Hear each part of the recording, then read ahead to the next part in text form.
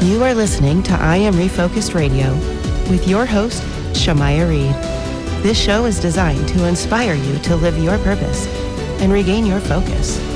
And now, here's your host, Shemaiah Reed.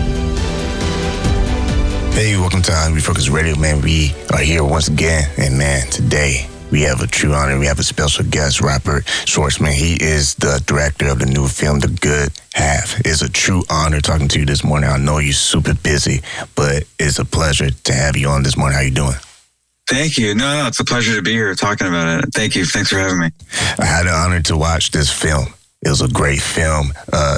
Explain to the audience Nick's role playing the main character and how important this story was, because it's very touching. Thank you. No, thanks for watching it. And it's Nick's the writer of the film. Brett Ryland is his name. He had an experience that was similar, and he wrote a script about it. You know, they say like write what you know. Writers are kind of encouraged to write what they know. He experienced the loss of his mother. His mom passed away of cancer. So this movie is Nick Jonas is playing a character who gets word that his mother has passed away, and he's travels home in the beginning of the film to meet, kind of reconnect with his family to figure out what they're going to do. But in the movie, he's reliving sort of memories of his mother, sort of, in his mind. He's like having these flashback memories that are being triggered by him being home. And it's bringing him, I would say comfort that his mother is sort of with him in this way. And I think that's very true. That is what it is. You carry the memories of people you've lost, and you relive them all the time. I mean, my father passed away of a similar form of cancer of Brett's mom. And so we connected on that. But yeah, he's going back to Cleveland to, see his sister, his dad, and his father-in-law. And, and along the way, he meets someone on the airplane that he has a connection with. It's a story of like getting through it and figuring out kind of what to do with yourself when someone so important to you is lost in your life. And it's a story of ups and downs. It's not a heavy drama. I think we told the story in a way that was very honest, which I think there's some humor and some, it's a bizarre thing to have to figure out how you're moving, how you're actually like this process of a funeral.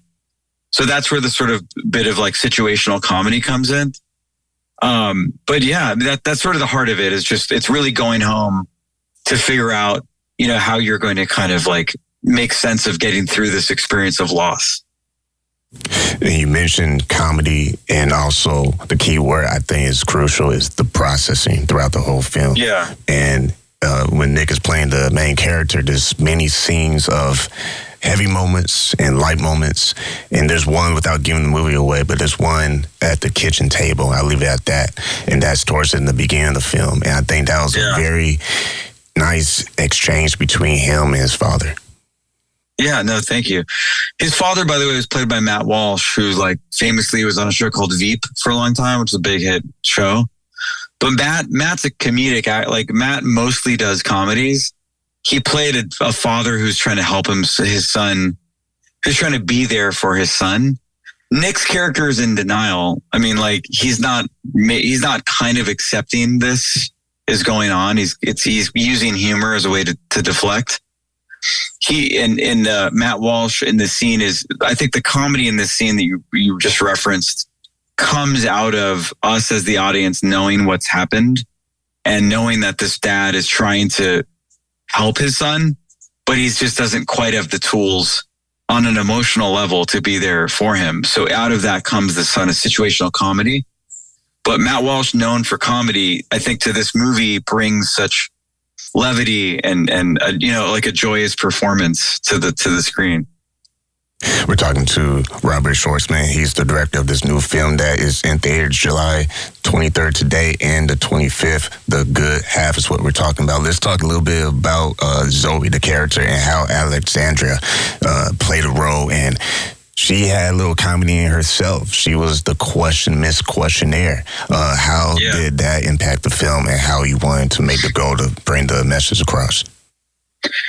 She's incredible. Alexandra Shipp is amazing. We met like, it's funny. We met on Zoom. So like when you meet someone on Zoom and not in person, or just when you meet somebody not in person, you have to try to quickly kind of figure out like somebody's energy and what they're going to bring to the movie when they get to work with these other actors. She right away, if you get to meet her, she brings like a very, very playful, very fun, very easy to talk to. It's just like we have a lot of laughs together. And she's in that way, like her character plays somebody that the Nick Jonas character is meeting on his way home and unexpectedly kind of forms this connection with. And so they have this sort of like, call it romance, this, like new friendship with an edge of romance sort of building up, around the story of him kind of being with his family. That's kind of where he feels a bit alienated. So he's seeking out Alex for this sort of healing energy. If you really go back and look at the movie, you'll notice that Elisabeth Shue and Alex's energy in the film are very similar. Like I wanted Alex to bring that laughter and light and fun to Renn's life the way that his mother did, because in a way that's what he needs. He needs the mother in that moment. And her character in the movie plays a therapist, which he discovers on their first date. But she very, in a sensitive way, brings out of him the ability to speak about what he's feeling. And that is everything. Like it's speaking about what you're going through. That is the healing part of it. And she, I think we're just so lucky that she kind of really is who she is, because she really created this character so quickly. We had such little time to make this movie and prepare for the movie, but she jumped in and she was incredible. So I hope you get to see her and people listening. A couple more questions for you. Also, Lily, the character played by Elisabeth, you referenced her also in the film just moments ago, but diving deeper, her role and how Renn, the character played by Nick, throughout the film, he had flashbacks. And I thought that was powerful. Right. Explain how he used that to kind of illustrate his feelings and to get that across. Yeah, I mean, the challenge to the movie was it took place in present day, and then it has these flashbacks that are not that long ago. So he's just remembering her through, he'll look out the window and see a cafe, and then suddenly we're in a cafe.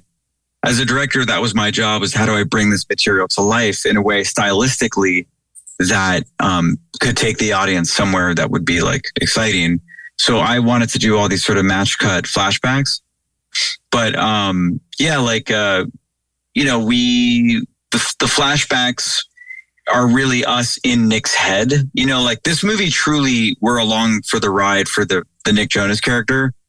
It's he's carrying the film, which it's just surprising that's his first leading role in a film, because he's incredible in the movie. But we're living in his mind.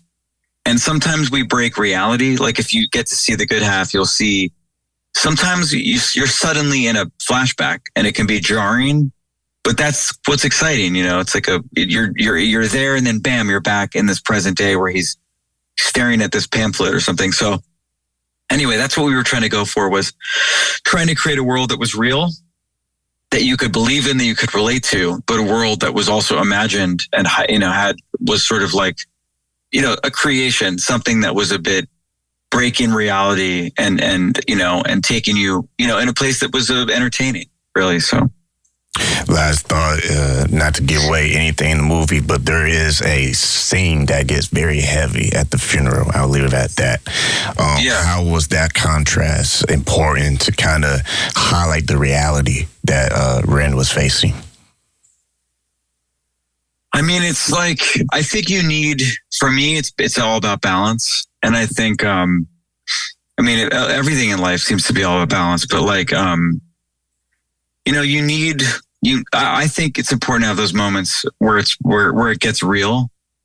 Sometimes if you watch a great comedy show, like I love stand-up comedy, those moments where so-and-so gets real for a second, it's like it's fun. It's laughter, joke, and then something like a truth, a line, a statement of truth.